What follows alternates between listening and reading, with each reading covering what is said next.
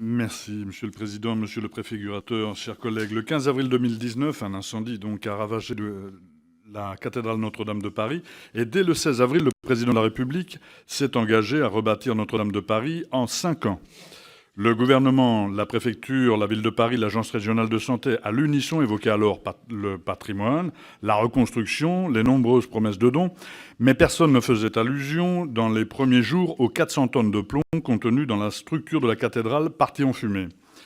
Or, aujourd'hui, nous savons que la présence de plomb dans la structure de Notre-Dame est responsable de graves conséquences sanitaires. Effectivement, le dernier bilan présenté le 14 octobre 2019 par l'ARS et la préfecture de région montre que 12 enfants sont contaminés au plomb et 78 sont sous surveillance.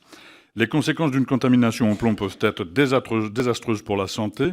Les citoyens et les citoyennes exposés risquent d'être victimes de saturnisme ou d'autres pathologies graves. Des journalistes ont déjà mené l'enquête. Nous écoutons Monsieur Larive. Ils révèlent une absence de prise en compte de l'ampleur de cette pollution par les autorités qui auraient tendance à dissimuler la réalité.